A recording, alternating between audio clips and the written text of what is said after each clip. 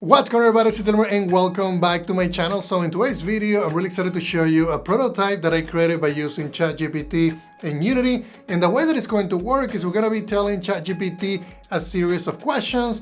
ChatGPT is going to respond to us with code that is generated based on the criteria that we included in the questions. And then ultimately, we're going to be able to run this in Unity at runtime. So let's jump into my computer and I start looking at it. All right, guys, so the way that this works is I have a service that communicates with ChatGPT. So what I'm going to do to start, I'm going to say Python and then ChatGPT _service. And it's going to be exposing an IP address and also a port, which you guys can see here is 127.0.0.1 port 5000. And if I go into Unity, you're going to see that I have these ChatGPT settings, which also post a message to that same IP address. And then the endpoint is going to be question. I also have a set of reminders in here just to make sure that I don't get explanation back. I also get code in a form of markdown so that I can basically parse it and make sure that it doesn't forget namespaces, which it tends to do that. And also make sure that it uses the IEnumerator methods and includes a yell. There's just a couple of things that I found that it was having issues with. So to run it, I can just hit play and ask ChatGPT a question. So the question, I'm basically passing it to this component called ChatGPT tester. And you can see that I'm saying, what the question is going to be in a form of a scriptable object. I also have a scenario title because I want to display that information here on the UI. And also what I want it to create. So I'm saying create a Unity C# script mono behavior, name, and then I have variable names that I'm basically replacing at runtime when this code gets generated from ChatGPT. So you can see that I have class name here. I want it to, the class to be called car creator. I also want this to basically call an import model once that code is generated. Basically, it's going to use the broadcast message method to be able to do that. I also want to search for an entity, which is a Jaguar. In this case, that is going to be the car that I want to download from Sketchfab. And I also wanted to generate a method called apply so that I know which method I can call when the code gets generated. So the way that it's going to work, I can say ask ChatGPT. You're going to see here that it says generating code attempt number 1, please wait. I also have multiple retries because if it doesn't work the first time, I want to append the exception and basically resend it back to ChatGPT just in case something doesn't work. So I have it up to 3 times. And if it doesn't work at the 3rd time, then I don't basically do anything more. So you can see that the the class got generated, which is in here. And that is the class that I told it to generate, right? It was a car creator class. I also wanted to have an apply method. And I also wanted to have a car, of the model is going to be Jaguar. And you can see that it's, it's moving in here because I told the generated code to basically animate these. And I think I specified 25 milliseconds every, let me go ahead and look at it just to make sure.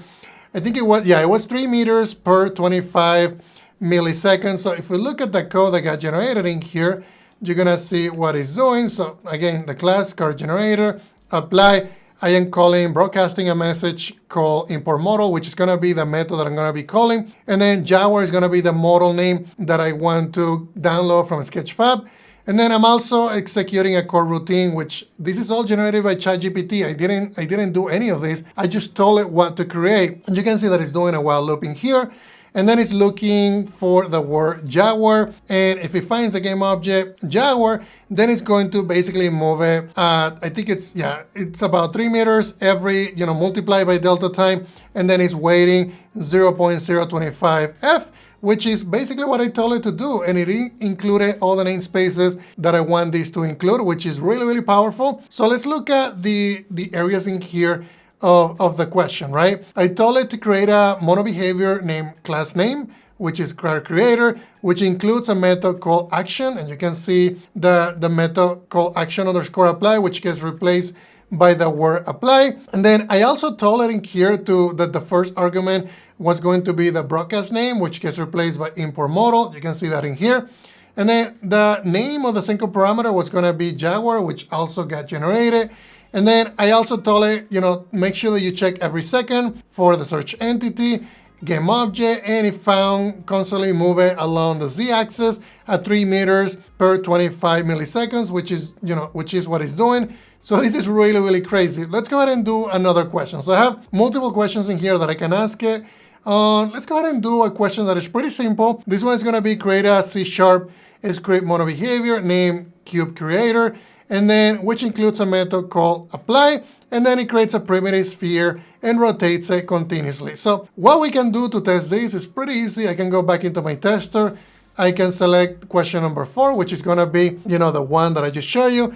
And as soon as you do that, you can modify it in here because I have editor tools that allow you to see this information. Normally, when you do a scriptable object, you don't see all the detail, but this information is included in here. And how I did it, if you like this video, I can make more detailed videos on how this was all coded and structured. But just know that this is going to be sent to ChatGPT. So if we go here and say, okay, ask ChatGPT, you're going to see that now we have, our new question is going to be the scenario question is going to be that. Creating a cube and rotating it, which in this case, it was a sphere because I changed it to a sphere. But I could basically change this and resend it, and you're going to see that instead of a sphere, we're going to be getting a cube. So you can see I basically got a sphere. And if we get close in here, you're going to see that it's animating. And in this case, the code is not this code because I added basically a scrollable view. You can see the new code that came back from the service. Also here on the left side, you can see that this is the cube creator. Here's a new method. It's actually a sphere. And then this is the rotate sphere code. And I didn't tell it to do much. All I told it to do is rotate it continuously. And it just, I just did it on its own, which was pretty cool. So let's say that we wanted to do that with an actual cube, which is what I originally had. So we can go back down here to the tester and then modify. Here, my question looks like I got an error in here. Let me make sure that, okay, it looks like I deleted the question for some reason. But the cool thing with this, though, is I can go in here and go into my service. And we can go in here. I don't want to include the additional rules. I can just copy that and then come in here and then just paste it. And we can just change this to be, I want to do a cube. Obviously, if you want to use the class names that I have in here, we could do something like this, which basically gets replaced on the back end. I can say class name, and then I can also replace the apply method here with action apply. And then we should be good in here. I think I got everything correctly. And then what I'm gonna do here, this is actually, we don't want it to create another cube creator. Let's say that I wanted to create a, cool creator. And it's gonna basically change the name of the class. So I can go back here into my tester, and you can see that that's what we just added. We changed it to a cube. We have cool creator. And I can basically just add another question. I'm going to say ask a question, and you can see that the service got my new questions. And then the additional rules that I have in, when I send the message. So if you want to look at the additional rules, you can go here into ChatGPT settings. And these are all the different rules that I have, and I call them reminders. And they're basically just things that get appended at the end of the question. And you can see that now we have a cube and it is rotating. We also got the new question in here of the code that got generated. So another thing that we can do is we can go back in here. Let's do another, I think a cooler one, which I think we do question 2. It's more intense. It's going to be a church, and it's going to have a broadcast name, which I showed you before. And the entity is going to be a church. This model is basically pointing to a Sketchfab, and that's why we're getting an actual 3D model that gets searched on Sketchfab and then downloaded into Unity by using a different component, which I'll show you in the diagram in just a minute. But we can go ahead and change this question to be question number 2, which I think it's cooler. And we can just say ask ChatGPT. You can see the new question was sent to ChatGPT service. And we can also see it in here, add it in here so that I could actually see what it was doing. You can see import a church and rotating it. Let's just wait until this completes. Okay, so it looks like we got the question, the actual code generated back. And you can see that we now have a search for something that was basically flagged as a church. And we have the church. I think it's part of a church that got generated, but you can see that the game object is in here. We could technically, move it around. I'm also going to move it. We can just move this guy over there.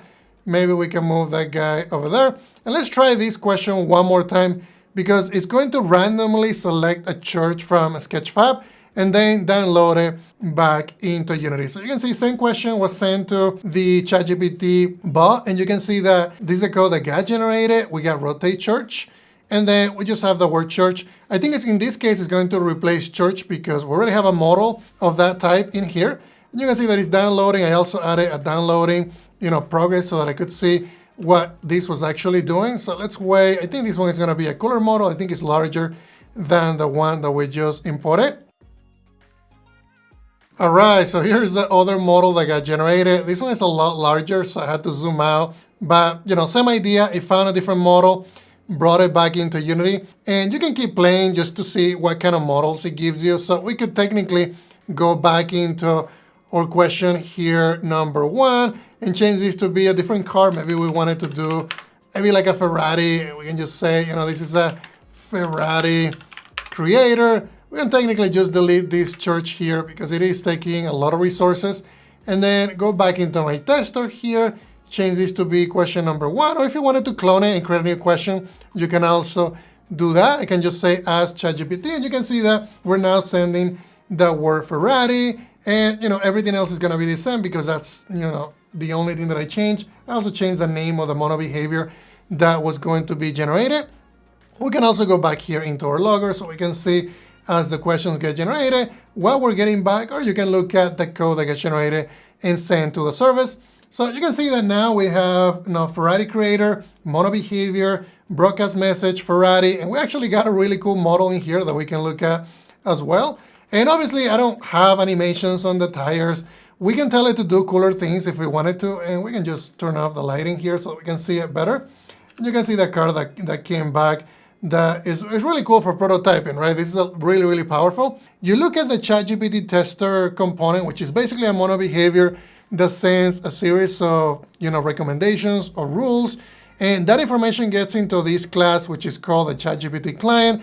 ChatGPT client says, you know what, ChatGPT, which is the cloud service where you go into OpenAI.com and basically you type it all in. I'm using a Python wrapper that gives you that information. It basically uses a headless browser to communicate with it. It's not official, so I don't recommend that you use that for production. You wait until ChatGPT comes up with an API, and then you can use that. But basically that calls into that, and then once we get the response back, I get the generated code, which I execute in Unity by using a Roslyn compiler that I got from the Unity Asset Store. Then once the generated code is there, I have the import model method that I show you in Unity. If you go back into the tester, you can see that this is basically broadcasting an import model. So in Unity, I actually have that method that exists.